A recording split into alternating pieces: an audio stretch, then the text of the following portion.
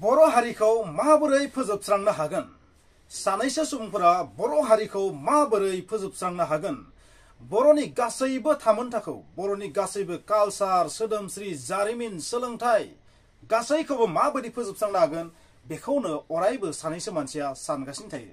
ओरैबायदि सानैसो एन्टी बर' सुबुं ओंखारबाय जोंनि आसामाव, आरो बेयो सरकारजोंबो रिलेटेड होननानै आं साननानै लायो।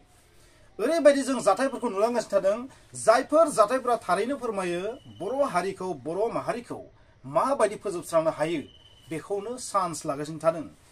जोंनि संगठनफोराबो लासै लासै उइक जालांगासिनो थादों। जोंनि दैदेनगिरिफोरनि गेजेराव सानफ्रोमबो नांलायनाय, माने सैमा अमानि नांलायनाय होनबाबो गोरोन्थि जानाय नङा। आं बांसिन मावदो, नों खम मावदो, बेबायदि बायदि रोखोमनि नांलायनाय लिडारफोरनि गेजेराव, नों ओरै मावदो बायदिसिना नांलायनाय। नाथाय बे दुर्बलतानि चान्स लानानै सानैसो जोंनि सुथुर मानसिफोरा, जोंनि हारिखौ फोजोबस्रांनो नागिरनाय मानसिफोरा मा खालामदों, माखासे प्लेन पलिसि, कनस्पिरेसि बानायगासिनो थादों।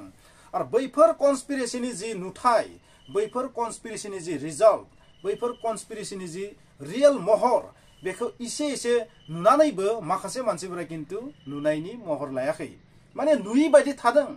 आरो बै महरफोरनि मादाव बे सप्तायावनो नोंथांमोना मोननै नुबाय जानांगौ। मोनसेया जाहैबाय एलपि इउपि टिचारनि पोस्ट, आउट अफ बिटिआरआव बर' मिडियामनि जि पोस्ट ओंखारदोंना टिचारनि, बेखौ नुनानै थारैनो नोंथांमोना बुजिबाय जानांगौ। आरो दिनै 5 जानुवारि 2023 मायथाइ, दिनै गुणोत्सबा जागायबाय, 5थि गुणोत्सब।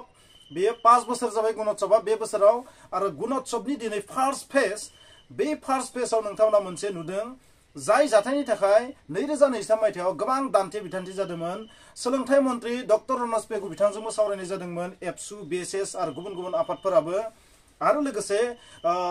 गिबि मन्त्रि बिथांजोंबो, डक्टर हिमन्त बिश्व शर्मा बिथांजोंबो सावरायनाय जादोंमोन। मानोना नोंथांमोना थारैनो नुबाय थादों जे बर' मिडियामखौ बा लकेल मिडियामखौ माबोरै बुथारनानै इंलिश मिडियामखौ थिसननो हायो फरायसालिफोराव, माबायदि लकेल मिडियामनि स्कुलफोरखौ फोजोबस्रांनो हायो, बेनि जि प्लेनिं पलिसि, बेखौथ' नोंथांमोना नुगासिनो थादों। आरो बेनिनो मोनसेबाव फिथाइ दिनै गुणोत्सब फार्स्ट फेजआव नोंथांमोना नुबाय। 5थि गुणोत्सब 2024 मायथाइनि फार्स्ट फेजआव नोंथांमोना नुबाय। बर' मिडियामनि फरायसालिफोराव मा जादों, गुबुन मिडियामनिखौ आं मिथिया, बर' मिडियामनि फरायसालिफोराव मा जादों, क्लास 6नि जेनेरेल साइन्स आरो जेनेरेल मेथ्स, सानखान्थि आरो बिगियान आयदानि सेल्फ इभालुएसननि जि कुइसनफोर, बे कुइसनाव बिलाइया माव फैदों, इंराजि रावजों फैदों। नोंथांमोना गासैबो मिथिगौ, आगस्ट दानाव 2023 मायथाइनि आगस्ट दानाव जोंनि बर' थुनलाइ आफाद आरो दुलाराय बर' फरायसा आफादा सावरायदोंमोन आसाम सरकारजों, सोलोंथाइ बिफानजों। बे सावरायनायाव माखासे बाथ्रायाव राजिबो जादोंमोन। थिग दं, मा जागोन, बर' मिडियामनो जासिगोन। मानोना बिजाबफोरखौ टटेलि इंराजि बानायनो नागिरदोंमोन, क्लास 6नि साइन्स आरो मेथ्सखौ। मोनसे दिन्थिदोंमोन मा, जे इंराजि मिडियामजों फरायबा जोंनि आसामनि फरायसाफोरा सारा पृथिबियावनो कम्पिट खालामनो हागोन। बेबायदि मोनसे अद्भुत टाइपनि बाथ्रा लानानै फैदोंमोन जोंनि सरकारनि पण्डितफोरा, नङा होमबा? दा नाथाय नोंथांमोना मा नुबाय, बै समावथ' मानिफ्लादोंमोन। बुंनो थाङोबा सरकारा जेबोआनो मानियाखै, बिसोरो ओरैनो जास्ट मानिनायनि एक्टिं खालामदों। आरो बेवहाय मा खालामबाय, इंलिश मिडियामजों फैबाय। मा नोंथांमोना सानोना बेबायदि हरखाब बर' मिडियामनि फरायसाफोरा इंलिश मिडियामजों कुइसन फैनानै होयोबा बेखौ खालामनो हागोन, मायबा बुजिगोन? बेयो माबायदि बाथ्रा जागोन नोंथांमोनाबो बुंनो हायो, नोंथांमोनाबो साननो हायो बेखौ, बेयो माबोरै पसिबल जागोन? जाय मिडियामखौ फरायनानै दिनै एसेबां गिदिर गिदिर मानसि जाबाय, जायखिजाया मिडियामखौनो बुं, आरो बै हरखाब इंलिश मिडियामनि बाथ्राया बोरै फैखो? माब्लानिफ्राय आसामनि मानसिफोरा इंलिश प्रेमि जाखो? नो डाउट इंलिश मिडियामाव फरायनाय बहुत सुबुं दं, बेवहाय बुंनो गोनां गैया। नाथाय बबेबा मिडियामखौ बुथारनानै इंलिश मिडियामखौ बेवहाय इन्ट्रडिउस खालामनांगौ, बेवहाय बे बोरै जानो हायो? सोरबा इंलिश फरायनो गोसो जादों, फरायदों, बेखौ बुंनो गोनां जेबो गैया। सोरबा बांला फरायनो गोसो जादों, एसामिस फरायनो गोसो जादों, फ्रान्स, जार्मान मायबा फरायनो गोसो जादों, बुंनो गोनां जेबो गैया। नाथाय थाखानाय मिडियामखौ बुथारनानै बेवहाय इंलिश इन्ट्रडिउस खालामनाया, इंलिश नारसोमनाया, बेयो थारैनो जोबोर इनाय, अयनाय, सोबख'नाय, गादबनाय, नासयनाय, जायखौ बुङो मुगैनाय। बै आगोलनि समाव नोंथांमोना खोनादोंमोन ना, नासयनाय, मुगैनाय, गादबनाय, सोबख'नाय, डिप्राइभ खालामनाय, बेफोरनो जादों दाबो। जोंनि मानसिफोरा माखासेया बुजिनोनो हाया बेफोरखौ, जायनि थाखाय बुजियालासिनो सायावनो नांलायबाय थायो। स' नोंथांमोना नुदों पस्ट जि आउट अफ बिटिआर ओंखारनायावबो ओरैबायदि जादों, माने बेखौथ' नोंथांमोना गासैबो निउसाव नुबाय। आउट अफ बिटिआरआव एलपि सेक्सनाव मा जादों, एसिस्टेन्ट टिचारनि पस्टआव एसामिस मिडियामाव 3122 दं। नो डाउट बिथांमोननि फरायसालिया बांसिन जाखागोन। नाथाय बिनि ओंथिया बे नङा जे बर' मिडियामनि फरायसालिया खम, आउट अफ बिटिआरआव एसेबां खमबो नङा। बेंगलि मिडियामाव बेसे ओंखारदों, 548। नो डाउट बेंगलि मिडियामाबो बहुत दं, नाथाय बिथांमोननियाबो थोजासे। नंद्राय आंनि बादिबा नाथाय बर' मिडियामनिया जोबोद दुखुनांथाव 46 that means 40 plus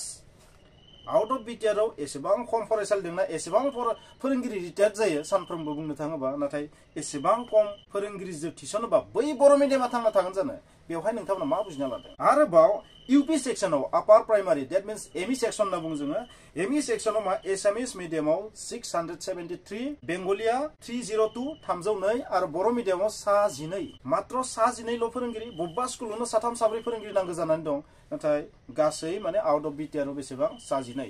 बेथ' जोबोद दुखुनांथाव बेनिफ्राय जों मोनसेल' बाथ्रा बुजिनो हायो जोंखौ माबोरै गादबनो हायो बेनो अर्थआ नोंथांमोना मा सानो गाव गावनि आइडियाखौ बुं आरोबाव साइन्स टीचारनि बिथिङाव बेसेनो एसामिस मिडियामाव 310 बेंगली मिडियामाव 68 नाथाय बर' मिडियामाव 0 सासेबो गैया मा बिदिब्ला आउट अफ बिटिआरनि गंसेबो फरायसालियाव साइन्स टीचारनि गोनांथि गैया जों मिथिनायावथ' आउट अफ बिटिआरनि फरायसालिफोरावबो साइन्स टीचारनि जोबोर आंखाल नाथाय बेवहाय नोंथांमोना थारैनो नुबाय आरो हिन्दी टीचारनि बेलायाव हिन्दी टीचाराथ' माने जोंनि आसामाव हिन्दी टीचारनि अभाबा बहुत अपार प्राइमारि सेक्शनाव मा जादों 230 एसामिस मिडियामाव बेंगलिया 103 नाथाय बर' मिडियामाव 0 बेनिफ्राय नोंथांमोना मा बुजियो बे भिडिअनि थ्रुयै नोंथांमोनखौ बुंनो नाजानाय बेनो नोंथांमोना बे बाथ्रा गोसोआव लाखि जोंनि माखासे संगठनफोरनि जि उइकनेस लोरबां जालांनाय थासारिखौ नुनानै जोंनि इन्टेलेक्चुवेलफोरनि गेजेराव नांलाय खमलाय गोरोबलायखौ नुनानै नोंथांमोना बुजिनो हादोंना हाया मिथिया जोंनि हारिखौ टेस्टिं नायबाय थादों माबोरै बे बर' नामनि मोनसे हारिखौ फोजोबस्रांनो हागोन मा राहाय फोजोबस्रांनो हागोन माने सौ नायबाय थादों जाबायदि नोंथांमोना बयबो मिथिगो बबेबा मोनसे बाथ्राखौ जुदि बार बार जुदि गोरोन्थियैनो नंखायखौनो जुदि थार बादि बुंबाय थायोबा मोनसे समाव बेखौनो फोथायगोन थिक जाबायदि आकबराबो मोनसे समाव मा खालामदोंमोन बेबायदिनो जोंनि हिन्दु राजाफोरनि हादरखौ सेदोंमोन थांलाय दावहा नांलाय जेननानै फैलायबाय थांलाय दावहा नांना जेननानै फैलायबाय बेबायदि बार दावहा नांनायाव मोनसे समाव बै हिन्दु राजाफोरा जेननांगौ जादोंमोन बार टेनसन जानानै आरो दुर्बल जालांबाय थादोंमोन बाङाय दुर्बल खालाम लास्टआव हादरखौ सेजोबदोंमोन कायदा कौशल बाहायनानै थिक बेनो जादों जोंनियाबो बे पलिटिक्सखौनो बाहायदों आकबरनि पलिटिक्स इंराजनि पलिटिक्सआबोथ' बेनोमोन ना इन्डियाखौ सेना लानायनि बा बुहुमनि हादरफोरखौ सेना लानायनि थिक बेनो सोलिनाय बायदिसो आं मोनलायलांबाय जारिमिनजों जुदि रुजुयोबा बेनिखायनो गोसोआव लाखि बर' हारिखौ माबोरै फोजोबस्रांनो हागोन बेनि जि प्लेनिं बेनि जि टेस्टिं बेखौ नायगासिनो थादों होनना सानना ला सानैसो इन्टेलेक्चुवेलफोरा जेब्ला बर' मिडियामा थैयो बर' हारिया जोबस्रांलाङोना मोनसे समाव नोंथांमोना थारैनो नुगोन गुबुन मिडियामफोरखौ फोथांफिनजोबनाय नोंथांमोना नुगोन जोंनिखौ थैजानायखौ लुबैयो गासैबो मानोना जोंनि आसामाव जोंनि बर'आल'सो ओरैबायदि मोनसे केपाबल जनजाति एसटि होनना बुंदों जाय आसामनि रियेल थामोनथाखौ बोखांना लाखिनो हागोन आरो रियेलै दावहा नांनानै गावनि मोन्थाइखौ बिख'नो हानाय गोहो दं बेनिखायनो बेखौ माबायदि दुर्बल खालामनो हागोन बेखौनो नाजागासिनो थादों बे जाबाय आंनि साननाय नोंथांमोना मा सानो नोंथांमोननि बाथ्राखौ बुंबानो जाबाय नोंथांमोना दिनै मोननैसो बाथ्रा बुंगोन बेखौ नोंथांमोना नलेज हिसाबै लायो आइडिया हिसाबै लायो ना नोंथांनि साननायनि माबा मोनसे क्लु हिसाबै लायो नोंथांमोननि जा बाथ्रा जागोन बियो आं बुंनो नागिरनाया जाहैबाय मा बै जे बेबायदि मोनसे न' मोनसे डिप्राइभ खालामगासिनो थादों मोनसे न' मोनसे फरायसालिफोरखौ बुथारलांदों मोनसे न' मोनसे बेबायदि मोननांगौ मोन्थाइखौ माने जोंनो होआखै बेवहाय आन्दोआव हाबना थानाया जाबाय बर' हारिखौ फोजोबस्रांनाय आरो बर' हारिखौ फोजोबस्रांनो थाखाय सबसे गेदेर हाथियारा जाहैबाय मा गिबियावनो सोलोंथाइखौ डेस्ट्रय खालामनाय सोलोंथाइखौ फोजोबस्रांनायनि उनाव जोंनि कालचारखौबो डेस्ट्रय खालामगोन स' माखासे पइन्टखौ लानानै खामानि मावनाय बायदि आं मोनो सम जोंनि खायसे एक्सपार्टफोरा बे बाथ्राफोरखौ सम बुङो बे जाहैबाय मा जोंखौ माखासे मोन्थाइनिफ्राय बन्सित खालामनाय बेबो मोनसे प्लेनिं बेथ' गोदो गोदायनिफ्रायनो सोलिबोगासिनो थादों जोंनि माखासे मोन्थाइखौ बन्सित खालामनाय बिनिफ्राय गोजानाव जोंखौ लाखिनो नाजादों बर' मानसिफोरखौ आरो जोंनि सोलोंथाइखौ टटेलि डेस्ट्रय खालामनाय माबोरै बर' मिडियामनि फरायसालिफोरखौ गैया खालामनानै इंलिश मिडियाम नारसोमना होनानै बर' मिडियामनि फरायसालियाव फोरोंगिरि होआलासिनो थानानै ओरैबायदि बबेबा स्कुलाव जुदि स्टुडेन्टआ खम जादों बेखौ गुबुन स्कुलजों मार्च खालामनानै होनाय बेबायदि गोबां रोखोमनि सिस्टेमजों मा खालामदों बर' मिडियामनि स्कुलखौ फोजोबस्रांदों गुबुन मिडियामनिया स्कुलानो जथेस्थ' दंखायो नालाय मोनसे मोननै थैबाबो जेबो लस जायाखै जोंनिया बर'निया खमखा नालाय डेस्ट्रय जादों आरो नोंथांमोना बे बाथ्राखौ मिथिखागौ बयबो जोंनि बर' मानसिफोरा जाबाय प्र इंलिशबो मोजां मोनो जोंनि मानसिफोरा बहुत इंलिश मोजां मोनो जायनि जाहोनाव जोंनि मानसिफोराथ' इंलिश मिडियामबो बहुत फरायो इंलिश मिडियामखौबो जथेस्थ' फरायो जायनि जाहोनाव जोंनि जि उइक पइन्ट लोरबांथि बेखौ बयबो मिथिखागौ ओंखायनो इंलिशखौ नारसोमनाय लोगो लोगो जोंनि मानसिफोरा इंलिशथिं थाबनो थाल जानो हागौ बेखौ खिन्थु टेस्टिं नायनाय बायदि आं मोनदों गासैबो आंनिसो मोनसे साननाय दे बेयो गोरोन्थिबो जानो हागौ आरोबाव मोनसे प्लेनिंआ जाहैबाय मोनसे टेकनिकआ जाहैबाय जौगानाय हारिनो एसटी स्टेटास होनानै जौगानाय हारिखौ एसटी स्टेटास होनाय लोगो लोगो मा जागोन जोंनि जि माखासे मोननो गोनां बेफोर गोमाजोबगोन मानोना जोंनि हारिया एसेबां दावगायाखैदि जायफोर हारिनो एसटी होनो थांगासिनो दं बै हारिफोरजों कम्पिटिसन नांनो हानाय बर'फोरा दासिम जायाखै बेबो मोनसे टेकनिक नोंथांमोना मा सानो आंनि मोनसे साननाय बे आरोबाव मोनसे गोदान सिस्टेम नोंथांमोना जुदि आइडिया खालामबा नुगोन बर'नि माखासे कालसारखौ लासै लासै गुबुना खावगासिनो थादों खावै खावै गावसोरनि खालामना लालांगासिनो थादों गोदो गोदायनिफ्रायनो मोनसे समाव माने ओरैबायदि जाहैगोन बे कालसारा बर'नि नङामोन जोंनिसोमोन स' कालसारेलिबो जोंखौ मा खालामनो नागिरदों खोमानो नागिरदों जोंनि जि हारिमु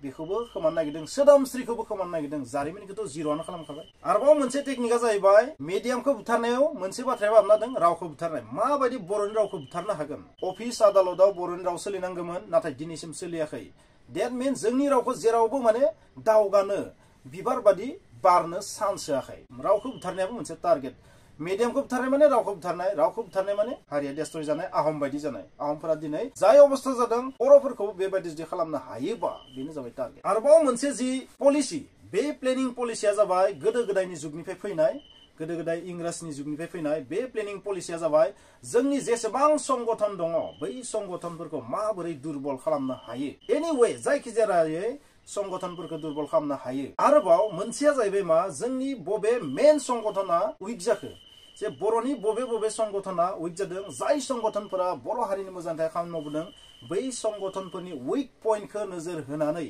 माखासे खामानिखौ मावलांनो नागिरनाय बायदि नुनो मोनो बे समाव आथिखालनि समाव बिटिआर मोननायनि उनाव नोंथांमोना मोनसे बाथ्रा नुबाय थादों जोंनि दुलाराय बर' फरायसा आफादखौ दुर्बल खालामनो नाजानाय आरो बे दुर्बल खालामनो नाजानायाव माखासे जोंनिनो सुबुं दङ जोंनि बर' माहारिनिनो माखासे सुबुंफोर दङ आरो बै बादिनो आरो गुबुन जेसेबां संगठन दङ बैफोरखौबो माबायदि दुर्बल खालामनो हायो बेखौ नाजानाय बायदि नुनो मोनो आरो बे दुर्बलनि चान्स लानानैथ' बेबायदि टेस्टिं नायनायखौ नुनो मोनदों मानोना जोंनि बर' थुनलाइ आफादाथ' सावरायखादोंमोन जे बर' मिडियामा थाफिननांगौ 100 जौखोन्दो नाथाय थेवब्लाबो रनज पेगु बिथाङा हिमन्त बिश्व शर्मा बिथांमोना बे बाथ्राखौ मानो खोनासंदिया माने फारसे खोमाथिं खोनासंनानै गुबुन फारसेथिं हगारनाय बायदि खालामदों आरो बेबायदि बर' मिडियामनि फरायसालियाव बेबायदि इंलिश रावजों सेल्फ इभालुएसननि कुइसना मानो फैखो बेनिफ्राय मा फोरमायो डेट मिन्स बर' थुनलाइ आफाद दुलाराय बर' फरायसा आफाद बेफोरखौ माने बिथांमोना बेबायदि जोंनि हारिनि सिनस्रि संगठनफोरखौ